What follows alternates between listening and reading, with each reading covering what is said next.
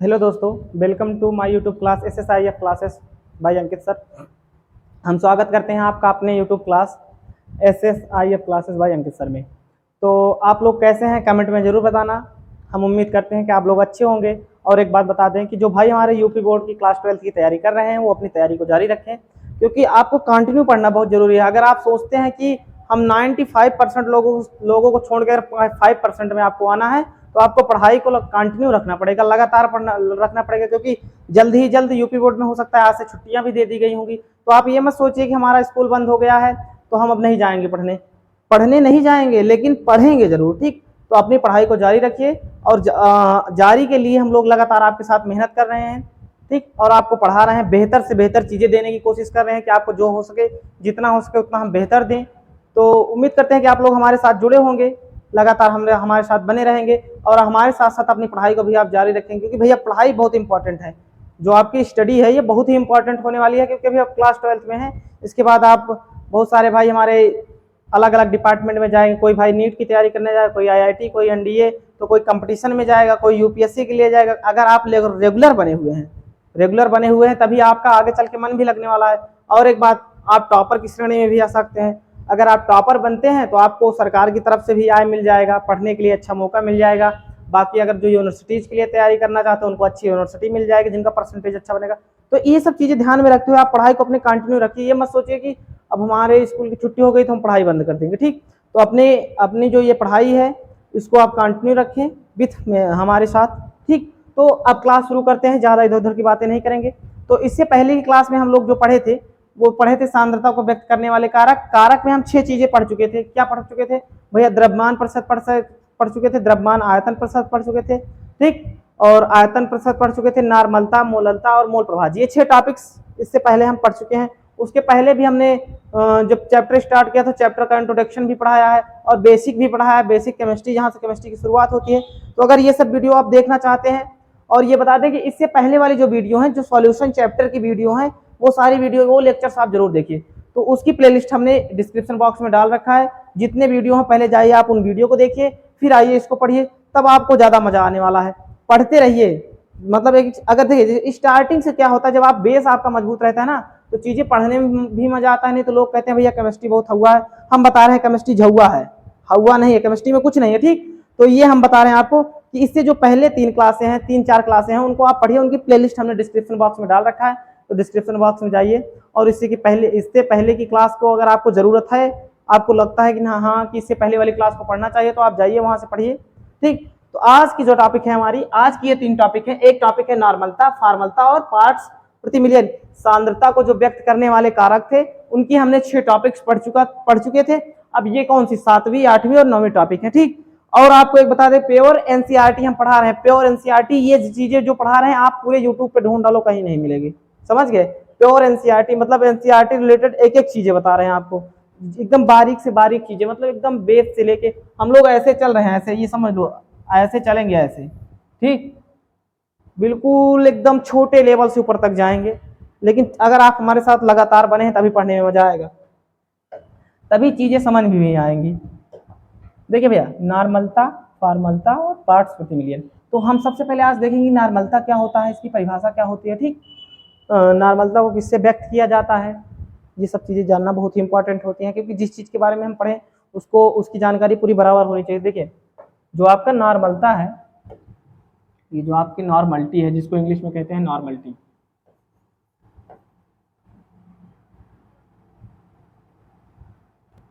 जो आपकी नॉर्मलिटी है,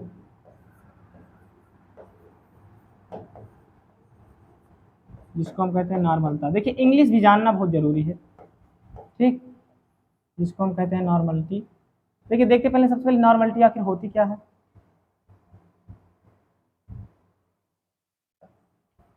ठीक। नॉर्मलता होती क्या है, ठीक, इसकी परिभाषा क्या होती है नॉर्मलता की, तो ये चीजें जानना बहुत जरूरी है। देखिए, 1 लीटर बिलियन में उपस्थित, इसकी परिभाषा होती है 1 लीटर बिलियन में उपस्थित ग्राम तुल्यांकों की संख्या को हम क्या कहते हैं भैया? नॉर्मलता कहते हैं। 1 लीटर बिलियन में उपस्थित ग्राम तुल्यांकों की संख्या को हम नॉर्मलता कहते हैं। जैसे अभी हमने उसकी मोलरता की परिभाषा बताई थी कि 1 लीटर बिलियन में उपस्थित विलय की मोलों की संख्या को हम नॉर्मलता कहते हैं, मोलरता कहते हैं। उसी प्रकार से इसकी परिभाषा है कि 1 लीटर बिलियन में उपस्थित ग्राम तुल्यंकों की संख्या को हम नॉर्मलता कहते हैं। अब तुल्यंकों क्या है, अभी परिभाषा लिखा है, उसके बाद आपको बता रहे हैं कि ग्राम तुल्यंकों क्या है। देखिए 1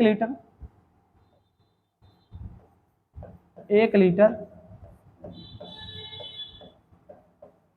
बिलियन में उपस्थित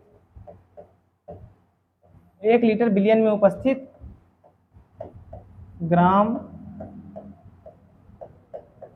तुल्यंकों की संख्या को नॉर्मलता कहते हैं।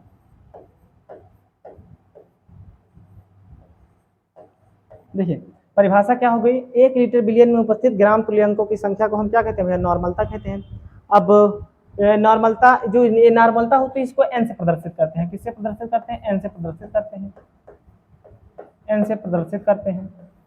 जब आप सॉल्व का सवाल लगाएंगे ना तो ये सारी चीजें आपको काम आने वाले हैं। देखिए जो नॉर्मलता होती है इसको एन से प्रदर्शित करते हैं, और इसकी परिभाषा क्या होती है, 1 लीटर बिलियन में उपस्थित विलय के मोलों की संख्या को हम नॉर्मलता कहते हैं। इसका नॉर्मलता। अब देखिए ये क्या, ग्राम तुल्यंकों की संख्या क्या है, ये चीजें अभी क्लियर करेंगे आपको। देखिए ग्राम तुल्यंकों की जो संख्या है, यहाँ से एक फार्मूला बन के आता है, फार्मूले से भी चीजें आपको क्लियर हो जाएंगी। फार्मूला आता है नॉर्मलता इज इक्वल टू, नॉर्मलता इज इक्वल टू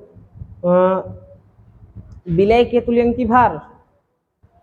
नॉर्मलता इज इक्वल टू, फार्मूला आपका होता है कि विलय का तुल्यंकी भार, विलय का तुल्यंकी भार,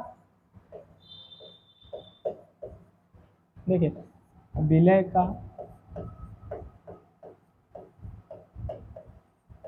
तुल्यंकी भार, ठीक, बटे बिलियन का आयतन।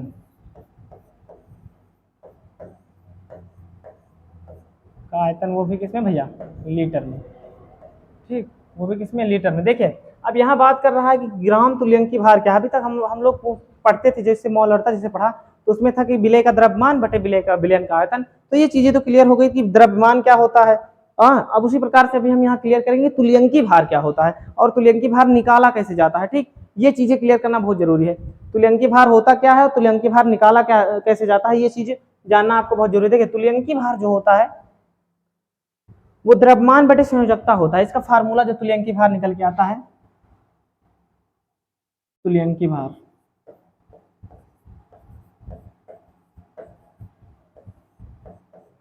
तुल्यंकी भार जो होता है ये होता है अणुभार, अणुभार बटे संयोजकता। क्या होता है भैया, अणुभार बटे संयोजकता। तुल्यंकी भार जो होता है वो होता है, उसका फार्मूला होता है अणुभार बटे संयोजकता। देखिए नॉर्मलता इज इक्वल टू क्या होता है, विलय का तुल्यंकी भार बटे बिलियन का आयतन, वो भी लीटर में। अब ये जो तुल्यंकी भार है, हम तो बिलियन तो जान रहे हैं, बिलियन क्या है कि विलय क्या है। हमको पता है कि विलय जो होता है वो होता है, बिलियन के 2 मुख्य घटक होते हैं, उसमें एक विलय होता है, दूसरा विलायक होता है। अब विलय क्या होता है, जिसकी मात्रा कम होती है वो विलय होता है। विलायक क्या होता है, जिसकी मात्रा अधिक होती है वो विलायक होता है। ठीक, तो उसी प्रकार से तुल्यंकी भार क्या है, तुल्यंकी भार का जो फार्मूला होता है, तुल्यंकी भार किसी भी पदार्थ का निकाला कैसे जाता है, वो क्या होता है भैया, अणुभार बटे संयोजकता। देखिए जैसे अभी हम आपको कहें कि HCl का तुल्यंकी भार निकालिए, किसका भैया, HCl का। आपसे हम कह रहे हैं कि HCl का तुल्यंकी भार निकालिए, HCl का तुल्यंकी भार, तो आप कैसे निकालेंगे HCl का तुल्यंकी भार, बताइए आप कैसे निकालेंगे। देखिए सबसे पहले तो हम देखेंगे HCl का परमाणु भार, मतलब इसको हम तोड़ेंगे। सबसे पहले किसमें तोड़ेंगे, एक H में तोड़ेंगे, एक Cl में तोड़ेंगे। ठीक, अब देखेंगे कि S का जो परमाणु भार होता है वो क्या होता है। देखिए इसका जो परमाणु क्रमांक होता है वो 1 होता है और Cl का 17 होता है। अब इसका परमाणु भार क्या होता है भैया, परमाणु भार हमको पता है लगभग सबका जो होता है परमाणु भार वो उसके 2 गुने के बराबर होता है। थोड़ा बहुत एक्सेप्शन में आ जाता है कि किसी का कम हो जाता है पॉइंट में, किसी का पॉइंट में बढ़ जाता है। ठीक, बाकी लगभग सबका, हम सबका बता रहे हैं, 108 118 आपके एलिमेंट है पीरियोडिक टेबल में, उसमें लगभग सबका जो होता है परमाणु भार वो लगभग उसके 2 गुने के बराबर होता है। ठीक, लगभग बात कर रहे हैं हम, कंफर्म नहीं कर रहे हैं भैया 2 ही हो जाएगा, मतलब उसके दोगुने के बराबर। जैसे इसका परमाणु क्रमांक क्या है भैया, इसका परमाणु क्रमांक 1 है। अब इसको हम 1 × 2 करेंगे तो कितना हो जाएगा, 1 हो जाएगा। ये आपको समझाने के लिए बता रहे हैं, लगभग दुगने के बराबर होता है, बाकी ऐसा कुछ है नहीं। ठीक, चीजें आसान बनाया जाता है। इसका जो परमाणु भार निकलेगा वो कितना निकलेगा भैया, इसका परमाणु भार 1 होता है और इसका होता है 35.5। देखिए अब जैसे अभी तो कहोगे सर दुगने के बराबर आपने बताया, अब क्लोरीन का परमाणु भार क्या होता है, 35.5 होता है, तो क्लोरीन 17 दूनी 34 होना चाहिए। अब 34 क्यों नहीं होता था, हमने यही बात आपसे बताया ना भैया, सबका हम नहीं कह रहे हैं, लगभग में बता रहे हैं। लगभग जो होता है वो लगभग सबका दोगुने के बराबर होता है, या तो दोगुने से थोड़ा बहुत कम होगा पॉइंट में, या तो दोगुने से थोड़ा बहुत ज्यादा होगा। तो अब इन दोनों को हम मिला देंगे तो कितना हो जाएगा, 36.5। अब ये आपका क्या हो गया, ये आपका अणुभार हो गया। HCl का क्या है, ये अणुभार निकला। ठीक, अब अणुभार यहाँ रख दिए। अब देखिए पता करते हैं कि इसकी संयोजकता क्या होती है। अब संयोजकता की अगर हम बात करें तो संयोजकता की परिभाषा होती है किसी भी परमाणु के जो बाह्यतम कोष में इलेक्ट्रॉन हो, परमाणु हो, यौगिक हो, ठीक, चाहे कंपाउंड हो चाहे एलिमेंट हो, ठीक, चाहे तत्व हो चाहे कंपाउंड हो, अगर उसके जो बाह्यतम कोष में इलेक्ट्रॉन उपस्थित होगा वही उसका परमाणु द्रव्यमान संयोजकता होती है। जो बाह्यतम कोष में इलेक्ट्रॉन उपस्थित होता है उसकी संयोजकता वही होती है। तो इसके बाह्यतम कोष में इलेक्ट्रॉन भैया या तो प्लस का 1 होगा या तो माइनस, या तो प्लस का 1 होगा या तो आपका माइनस का 1 होगा। प्लस का 1 या तो माइनस का 1 होता है। तो अब इसका अणुभार जैसे हमको तुल्यंकी भार निकालना हुआ तो HCl हमें पता है, तो इसमें हम रखेंगे सबसे पहले क्या रखेंगे, अणुभार रखेंगे 36.5। इसकी संयोजकता कितनी है, +1 है। अब कहोगे सर जी कैसे हम पता करें कि इसकी संयोजकता एक ही होत है, तो आपका बताएं हम कि किस तरीके से पता करेंगे। आपको कुछ चीजें हैं ना, केमिस्ट्री की कुछ चीजें जो आपको याद करके रट के रखनी पड़ती है, तो इसको आप जब तक रटेंगे नहीं तब तक आपके समझ में नहीं आने वाला है। तो यह ना कहो कि ये चीजें हमका याद कैसे रही। ठीक, तो ये चीज पे ध्यान देना कि कुछ चीजें हैं जिनको हमको रट के रखना पड़ता है। तो जैसे HCl हो गया, NaOH हो गया, इनका सबका आपको आप रट लीजिए। आप हमारे Telegram channel SSIF classes by Ankit sir, वहां जुड़ जाइए। जितनी संयोजकताएं होती हैं हम सबको आपका क्लियर करा देंगे। चैनल का नाम हमारा टेलीग्राम जो चैनल है यहाँ से आप जुड़ सकते हैं, SSIF classes by Ankit sir. ठीक, ये है हमारा टेलीग्राम चैनल, यहाँ से आप जुड़ सकते हैं। यहाँ से अंकित सर लिखा है, यहाँ से जुड़ जाइए। ये जो आपकी ये कंफ्यूजन है ना संयोजकता वाली या परमाणु द्रव्यमान वाली, अणुभार वाली, हम सबको वहाँ क्लियर निकाल के एकदम रख देंगे। उनका एक फोटो हमने उसमें डाल रखा है, वहां से आप जाके देख सकते हैं। ठीक, टेलीग्राम चैनल पे हमारे। तो ये है। अब इसके तुल्यंकी भार जो निकलेगा क्या निकलेगा, इसका कितना निकलेगा भैया, 36.5 है। अगर 1 से हम भाग देंगे तो कितना निकलेगा, 36.5 तो निकली। तो इसका तुल्यंकी भार क्या, HCl का तुल्यंकी भार इसी तरीके से निकाले जाएगा। अब यहाँ पे जैसे हमको फार्मूला बनाना हो, देखिए ये परपंच आपको समझावे खाते रहा। ठीक,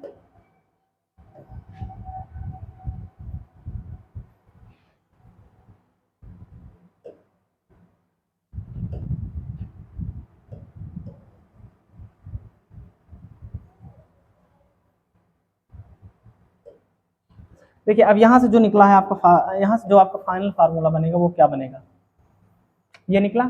ठीक, यहाँ से जो आपका फाइनल फार्मूला बनेगा वो बनेगा आपका नॉर्मलता। अब देखिए तुल्यंकी भार की जगह पे हम क्या रख सकते हैं, तुल्यंकी भार की जगह पे अणुभार बटे संयोजकता लिख सकते हैं। लिख सकते हैं कि नहीं लिख सकते, बताइए। अणुभार को हम किससे दर्शाते हैं। पहली बात तो अणु को कहते क्या है ये पता होना चाहिए कि अणु को क्या कहते हैं, अणु को क्या कहते हैं ये पता होना चाहिए। ठीक, तो देखिए यहाँ से अगर हमको दर्शाना होगा तो हम पहले इसकी जगह पे रख सकते हैं ना, नॉर्मलता की जगह पे हम लिख सकते हैं। यहाँ से जो हम नॉर्मलिटी की जगह पे लिखेंगे क्या लिखेंगे, विलय का। अब इसको हम हटा भी सकते हैं, विलय का तुल्यंकी भार जो है लिख देंगे विलय का तुल्यंकी भार की जगह पे हम क्या लिख सकते हैं भैया, विलय का तुल्यंकी भार लिख देंगे। नहीं तो तुल्यंकी भार की जगह हम ये भी लिख सकते हैं कि विलय का, यहाँ से इसको पूरा हटा दें। तुल्यंकी भार की अगर बात करें तो यहाँ से हम लिख दें क्या, अणुभार बटे संयोजकता, अणुभार बटे संयोजकता, संयोजकता इनटू क्या लिख देंगे, विलयन का आयतन। यहाँ से ये भी फार्मूला बन जाएगा, विलयन का आयतन, ये भी लिख सकते हैं ना, नॉर्मलिटी बराबर। अब ये आपको हम बताएं, इसको अगर इस फार्मूले का और आसान बनाना हो तो क्या करेंगे। हमको पता है कि नॉर्मलता को हम किससे दर्शाते हैं भैया, एन से दर्शाते हैं। अणुभार को किससे दर्शाते हैं, एम से दर्शाते हैं। ठीक, संयोजकता को किससे दर्शाते हैं, संयोजकता को हम बी से दर्शाते हैं। ठीक, और विलयन के आयतन को भी बी से दर्शाते हैं। देखो संयोजकता को कहते हैं बैलेंसी, बैलेंस सेल भी कह सकते हैं। तो इसका जो अबिलियन होगा हमारा, इसको हम ये भी कह सकते हैं बी के पैर में ए प्लस बी, मतलब बिलियन का आयतन है तो बिले प्लस विलायक का आयतन, और इसको हम कह सकते हैं एम ए कह सकते हैं। ठीक, और इसको कहते हैं बी ए। ठीक, अब इसको बिले का आयतन मत समझ लेना ये आपको, नहीं तो अगर इसको ये भी कह सकते हैं आप, इसको एक्स से भी दर्शा सकते हैं, एक्स से भी दर्शाते हैं। ये जो होता है आपका एक्स से दर्शाया जाता है। ठीक, तो यहाँ पे हमें एक्स ए कह दें। अब ये फार्मूला अगर हमको बनाना होगा तो कितना आसान से बना लेंगे। देखिए एन इज इक्वल टू, जो आपका फाइनल फार्मूला बनेगा वो बनेगा एम ए बटे X A into B A plus B B, ये भी कह सकते हैं, या हम ये भी इसकी जगह पे ये कह सकते हैं बी ए प्लस बी, ये भी कह सकते हैं। ठीक, तो आपका जो फाइनल फार्मूला बन के आया वो ये बना, फाइनल फार्मूला आपका बना ये, फाइनल फार्मूला आपका यही बनेगा भैया।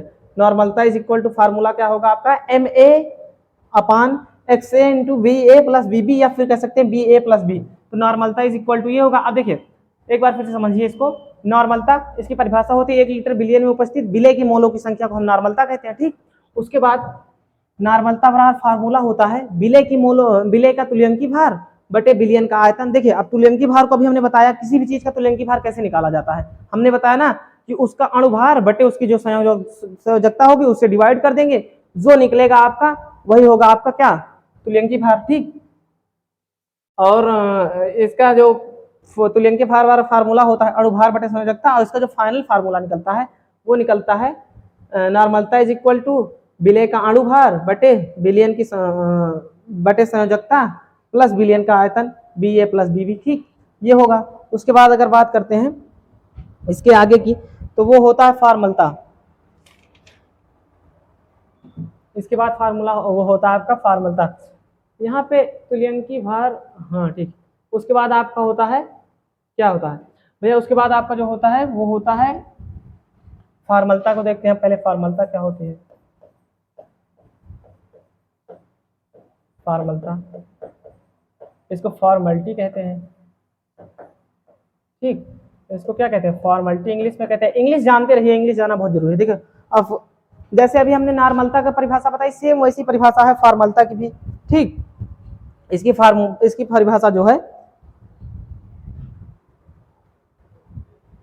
देखिए इसकी जो परिभाषा होती है 1 लीटर बिलियन में उपस्थित विलय का मान, 1 लीटर बिलियन में उपस्थित विलय का मान कहें या फिर विलय की मात्रा कहें। देखिए इससे अगर लिखेंगे तो पहले लिख लें तो फिर आपको समझाएं। देखिए 1 लीटर, यहां से लिखते हैं 1 लीटर बिलियन में उपस्थित, 1 लीटर बिलियन में उपस्थित, 1 लीटर बिलियन में उपस्थित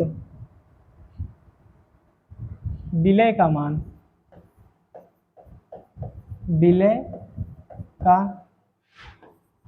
मान, मान कहें या फिर मात्रा भी कह सकते हैं, विलय की मान या फिर मात्रा।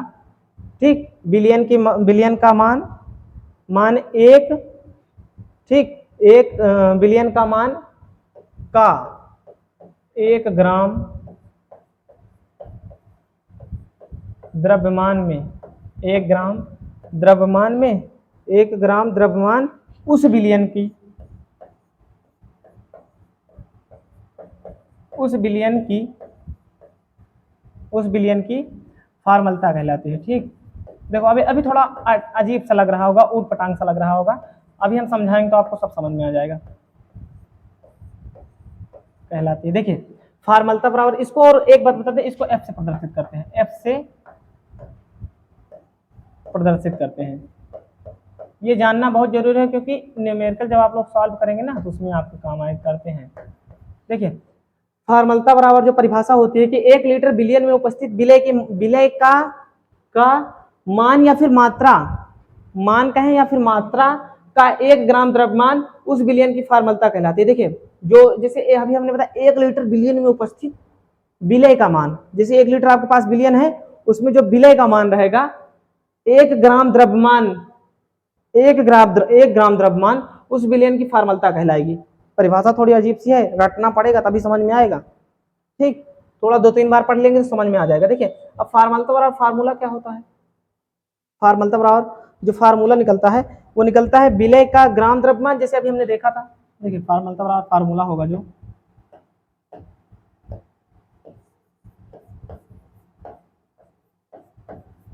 फार्मलता बराबर फार्मूला होगा विलय का, फार्मलता बराबर फार्मूला होता है विलय का ग्राम द्रव्यमान बटे विलयन का आयतन बटे विलयन का आयतन, वो भी किसमें भैया, लीटर में। ठीक, वो भी किसमें, लीटर में। ठीक, इनटू ये आपका फार्मूला जो होता है, ये आपका फार्मूला होता है क्लियर वाला।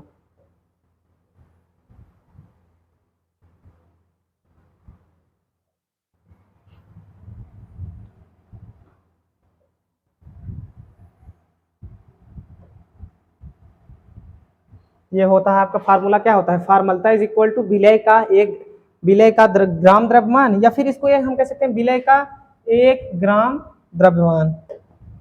ठीक, ये भी कह सकते हैं, कोई दिक्कत नहीं है, ठीक रहेगा, यही ठीक रहेगा आपका। देखिए इस अब आप लोग कहेंगे सर कि ये ग्राम द्रव्यमान क्या है। ठीक, अब ये बात आती है कि भैया ग्राम द्रव्यमान क्या है।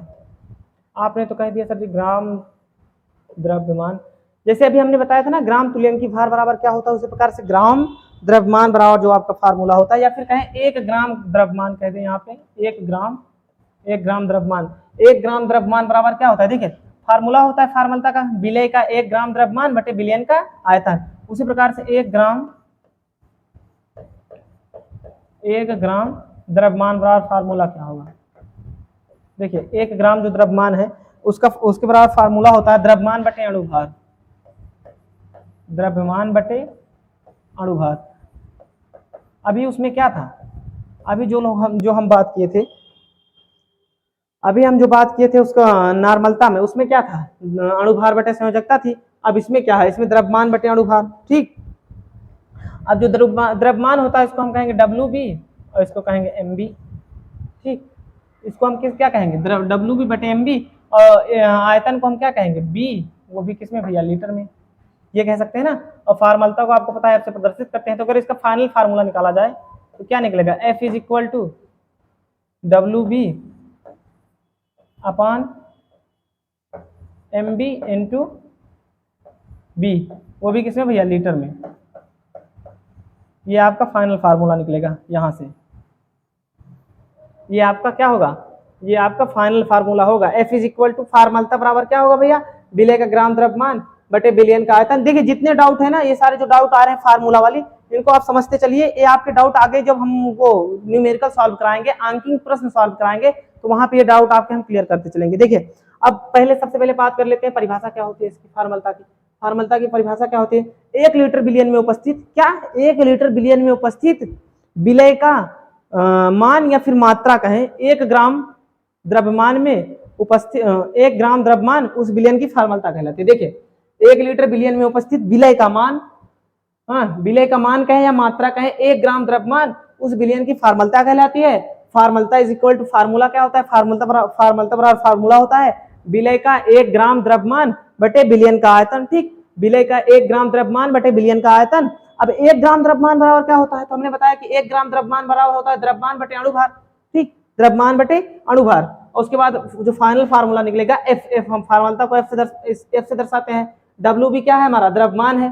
ठीक, WB क्या है भैया, WB हमारा द्रव्यमान है, और MB क्या है, MB है अणुभार। ठीक, उसके बाद अब ये विलय की बात कर रहे हैं ना, इसीलिए MB कह रहे हैं। अगर हम विलायक की बात करते तो WA की बात करते। ठीक, उसके बाद जो आपका फाइनल फार्मूला निकलेगा वो F is equal to WB बटे MB इंटू B, और वो भी लीटर में, और ये रहेगा 1000। ठीक, ये हो गया। अब एक आपका लास्ट टॉपिक बचता है पीपीएम, पार्ट्स प्रति मिलियन। एक टॉपिक आपका बचता है पीपीएम क्या होता है, पार्ट्स प्रति मिलियन क्या होता है। तो देखिए इसको हम कहते हैं प्रति 10 लाख ग्राम। ठीक, जब प्रति मतलब पीपीएम का मतलब होता है पार्ट्स प्रति मिलियन। मिलियन बराबर पता है आपको 1 मिलियन में कितने होंगे भैया, 10 के घात पे 6 होता है 1 मिलियन, यानी कि 10 लाख बराबर होता है 1 मिलियन ना, 10 लाख बराबर 1 मिलियन होगा। तो 10 जब देखिए ये जो पार्ट्स प्रति मिलियन होता है, जब आपकी सांद्रता बहुत कम होकर, मतलब जैसे आपको 10 लाख बिलियन हो, बिलियन बना हुआ हो, अब उसमें विलय की मात्रा बहुत छोटी मात्रा में मिलाना हो तब इसका उपयोग किया जाता है, बहुत थोड़ा सा मिलाना हो तब पार्ट्स, मतलब इसी प्रकार से पार्ट्स प्रति मिलियन या पार्ट्स पर मिलियन का उपयोग किया जाता है। जैसे आप लोग एक परिभाषा बता रहे हैं, एक एग्जांपल बता रहे हैं, आपके गांव में टोंटियां चलती होंगी ना, बड़े बड़े जो आपकी टंकियां बनी होगी गांव के बाहर, जैसे अभी सरकार ने चालू किया हर घर जल योजना चालू किया है ना, उसके तहत आपके गाँव में देखिए पाइप बिछ रही होंगी। तो जो पाइप बिछ रही है, जब उसमें जो पानी आता है उसमें क्या मिला होता है भैया, उसमें क्लोरीन मिला होता है। ठीक, छोटा सा, बिल्कुल छोटा सा क्लोरीन, बिल्कुल इतने बड़े में एकदम हल्का सा क्लोरीन मिला होता है। तो जब पानी आता है, जब पीते हैं तो जो आपका नॉर्मल पानी रहता है, इससे जो ये पाइप वाला पानी आता है, जो टंकी वाला पानी आता है, ठीक, आपके गांव में देखेंगे तो बगल बगल बड़ी बड़ी टंकियां लगी होती हैं, सरकारी जो लगी होती हैं। ठीक, जब उसके थ्रू जो टोटी से पानी आता है ना, टोटी वाला, जो टोटी वाला पानी आता है आपके घर में, उसका जब आप पानी पियेंगे तो उसमें आपको क्या क्लोरीन की टाइप से, मतलब थोड़ा पानी का स्वाद जो होता है अजीब लगता है, लेकिन पानी बहुत प्योर रहता है। ठीक, तो उसी में इसका उपयोग किया जाता है। उसी तरीके से बड़े बड़े डैम में, जैसे मान लो आपके वायुमंडल में नाइट्रोजन, आपके वायुमंडल में बहुत सारी गैसें हैं, तो किसी एक जगह की गैस को उठाया जाए और उसमें देखा जाए कि एकदम सूक्ष्म मात्रा में नाइट्रोजन मिली हुई है। ठीक, तो वही होता है पार्ट्स प्रति मिलियन। ठीक, तो देखिए पार्ट प्रति मिलियन जो होता है आपका पीपीएम, पार्ट प्रति मिलियन। ठीक, तो प्रति 10 लाख बिलियन में उपस्थित विलय के मोलों की संख्या को हम पार्ट्स प्रति मिलियन कहते हैं। इसकी जो परिभाषा होती है ये कह सकते हैं कि प्रति 10 लाख, प्रति 10 की घात 6 कहें या कहें 10 लाख कहें। ठीक, प्रति 10 लाख बिलियन में उपस्थित, बिलियन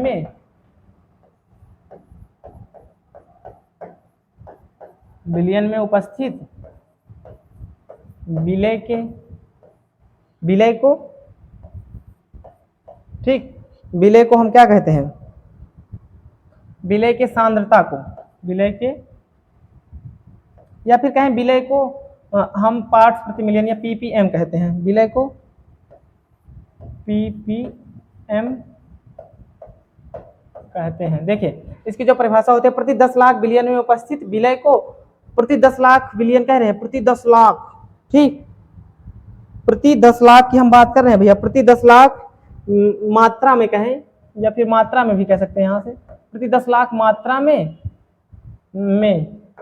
बिलियन में उपस्थित विलय को हम पार्ट्स प्रति मिलियन कहते हैं। अब इसका उपयोग जो होता है बताया अभी हमने, बहुत सूक्ष्म रूप से, बहुत सूक्ष्म प्रकार से किया जाता है। ठीक, अत्यंत सूक्ष्म होती है। जब विलय की मात्रा अत्यंत सूक्ष्म हो, तो जब एक परिभाषा इसकी यह भी बनती है कि जब विलय की मात्रा अत्यंत सूक्ष्म हो, तो उस प्रकार से भले बिलियन को हम क्या कहते हैं, पार्ट्स प्रति मिलियन कहते हैं, ये भी कह सकते हैं। या फिर आप ये कह सकते हैं प्रति 10 लाख बिलियन, प्रति 10 लाख मात्रा, प्रति 10 लाख मात्रा में बिलियन में उपस्थित विलय के मोलों, विलय को हम पार्ट्स प्रति मिलियन कह सकते हैं। या फिर आप कह सकते हैं कि प्रति 10 लाख बिलियन में उपस्थित, प्रति 10 लाख बिलियन में उपस्थित, नहीं, प्रति 10 लाख विलय, प्रति 10 लाख बिलियन में उपस्थित विलय की अत्यंत सूक्ष्म मात्रा को हम क्या कहते हैं भैया, पार्ट्स प्रति मिलियन कहते हैं। अब इससे जो फार्मूला बनता है वो क्या बनता है, अभी हमने इसका उपयोग भी बताया कि जो आपके गांव में बड़े बड़े या फिर डैम वैम देखा होगा, डैम से जो पानी आता है तो उस डैम में क्लोरीन गैस का उपयोग किया जाता है, बहुत सूक्ष्म मात्रा में क्लोरीन का उपयोग किया जाता है। ठीक,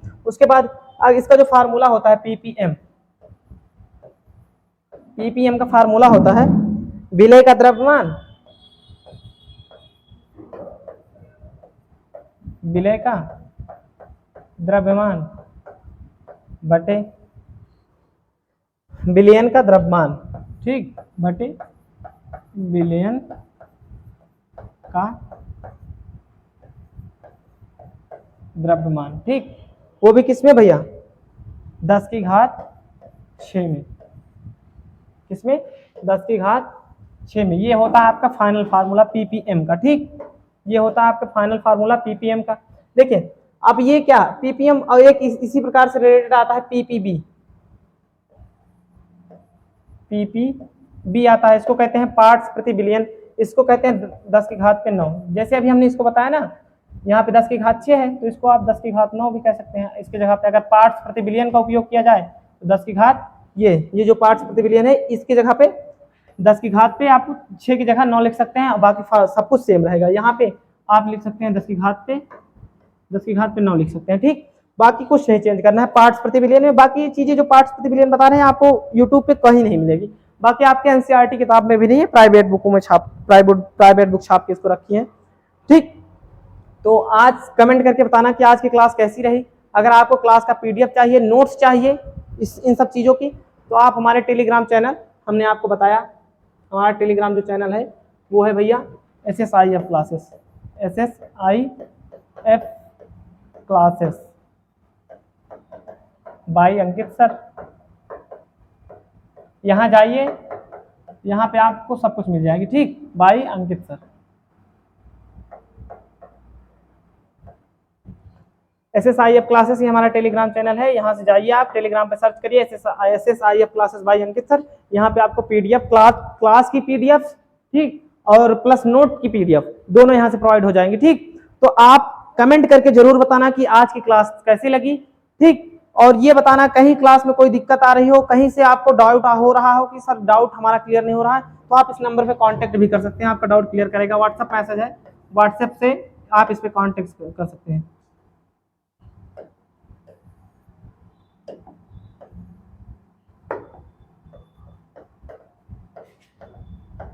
यहाँ से आप जाके इसको क्लियर कर सकते हैं। ठीक, यहाँ से आप मैसेज डालिए, आपका जो डाउट है वो आपका डाउट 24/7 होगा, आपके डाउट पे 24/7 काम करेंगे भैया। ठीक, आपको जो डाउट हो यहाँ से आप जाकर मैसेज कर सकते हैं। बाकी आपको क्लास की पीडीएफ नोट चाहिए तो हमारा चैनल है SSIF classes by Ankit sir, यहाँ से आप जाके ज्वाइन हो सकते हैं। तब तक के लिए आप सबसे जय हिंद, मिलते हैं नेक्स्ट वीडियो में।